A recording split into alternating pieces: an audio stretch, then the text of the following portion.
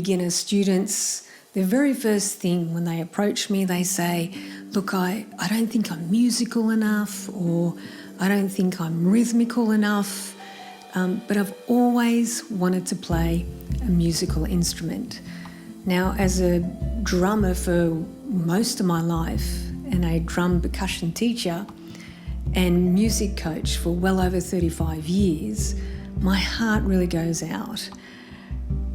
My belief is that more people that are learning to play a musical instrument, that are playing music, helps bring in health and wellness to their personal well-being, and therefore it's a beautiful ripple effect in their community and then across the globe. So we're actually creating more harmony in the world when we play a musical instrument. So today I wanted to share with you some of my top tips that I actually share with many of my online students, and I've jotted down a few notes for myself. So there are 2 categories that we look at, and so there are many tips here. So the category over here is more on the music side, music theory side of things. So this is where the teacher and student come together, learning about technique, timing, rhythm, musical theory about melody and harmony. And then there's the other side of the student and the teacher relationship, where it becomes a coaching relationship.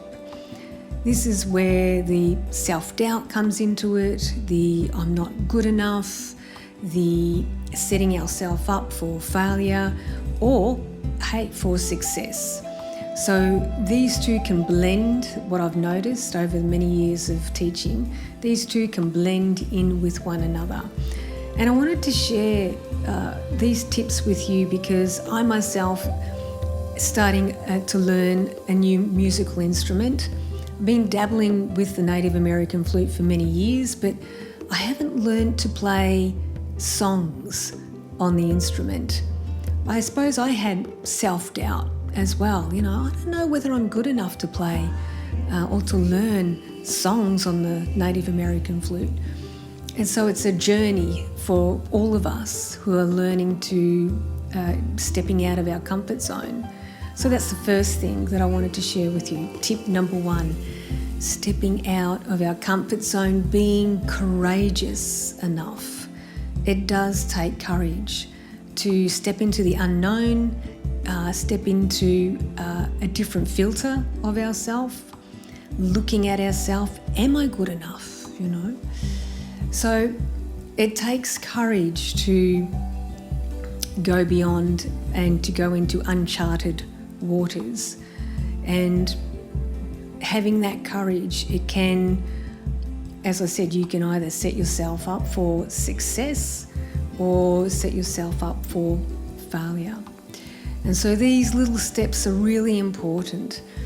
And as I say to my students, my online students, learning a musical instrument isn't a set goal. There's no end in sight. It's actually a journey.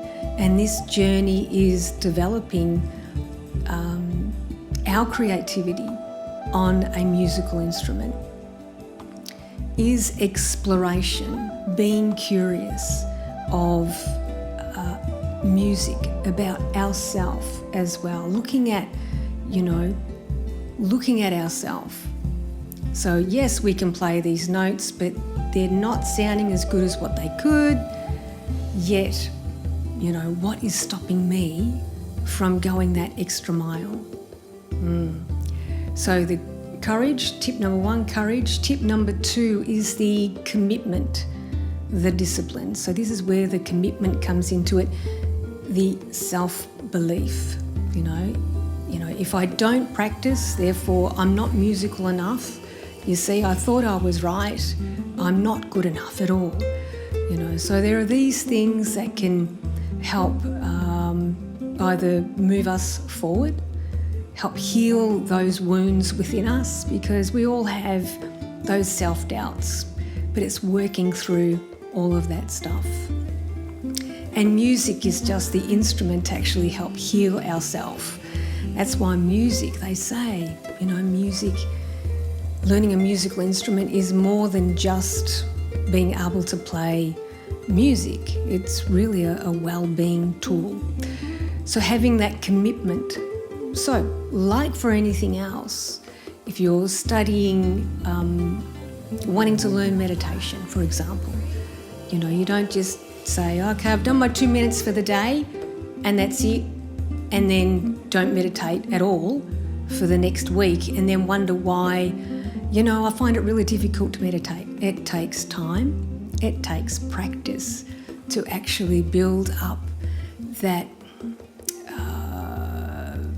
resilience within us, and also to help shift and change those negative self-beliefs. Yeah, it does take commitment and discipline. It's just like, when you're starting to play on a football team, you make a commitment to yourself. You're going to be there every week. You're going to commit to yourself every week, and therefore you're committed to your team every week. So your team is yourself. That's your team, yeah? You're the leader. That's why it's great to also have a coach, a musical coach, to help nurture you through those times of, I really don't think that I can do this. I'm just too tired, or it's not fun anymore, So having a musical coach to inspire you along, commitment and having that discipline. Okay, having some set goals. Goals are great. I love goals, and I certainly encourage my students to have a goal. But of course, we go through a process of, are they achievable, and how far in advance would you like to set those goals? Where do you see yourself? Do you want to play a musical instrument for your own health and well-being? Maybe you're being challenged with mental illness or depression, anxiety, or stress, just maybe taking time out from work. And so the approach to that is different to approach to performing a musical piece for your family or for your community. So setting these realistic goals for yourself is really important. So I suggest that you sit down and work out what is really your intention to learning a musical instrument. Yeah, and the great thing about making this a journey, and not this is how it's going to be, but as a journey, being able to change and move with where you're coming from. So even your goals might change. And so you might start off with, I just want it for health and well-being. And then, as time moves on, you're blossoming and you're feeling confident and creative and everything that belongs to you inside, that creative outlet. And then you notice that, I would like to share this with others. Maybe I could play and perform on stage. And so our goals can shift. So just be mindful of not setting goals that are too far, and also just remember that it's a journey. There's no destination. And so as we grow as players, so does our intention changes as well through that process. Okay, so self-love is highly recommended, and this is where the coaching side of things come into it. So teaching is, as I said, about musical theory, but on the musical coach, this is where we start to delve into those self-doubts. I can't quite get this run. I don't think that I'm good enough to be able to play this song, for example. I don't think I can be able to play along with others because, I'm really shy, So having that self-love, and it can be a process for many of us to quieten the voice of, I don't think I'm enough. You know, really that's the heart of why we stop doing something that we really want to do, is the fear of failure, the fear of, you know, not being good enough. And so as a coach, we work through that process of how can we bring in more self-love for you as a student and bring that experience into your playing. So there's no mistakes. There are no mistakes on the journey of learning a musical instrument, learning drums, learning flute. There's no mistakes. It's all, as I said, it's all a journey.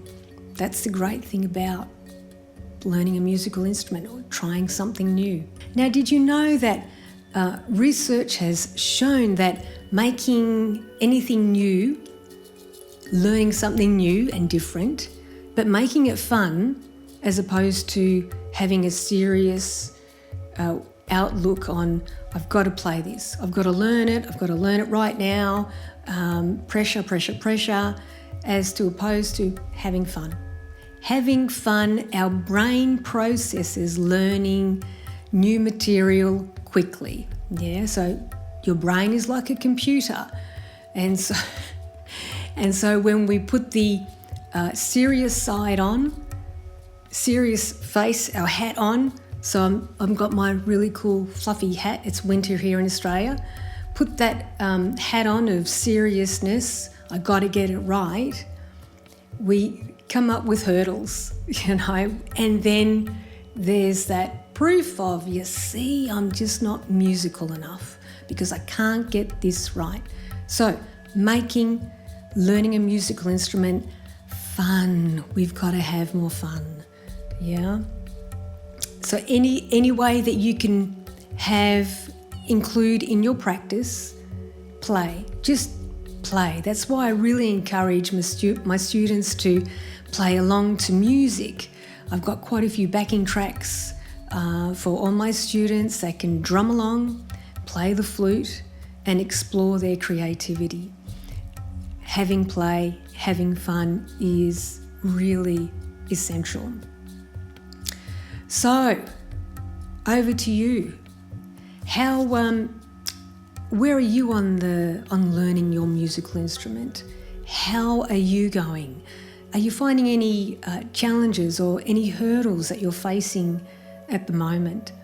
Just pop a comment below. And also, if you really resonate with this video, you really like this video, please subscribe, like and share. So thank you so much. Now, to leave you with this video, I'm going to step out of my comfort zone and share with you one of the first songs I've learnt on the Native American style flute is called In the Arms of an Angel by Sarah McLachlan. So on the Native American flute, I mixed it on my home studio, and here it is. Namaste, happy playing your musical instrument. Bye.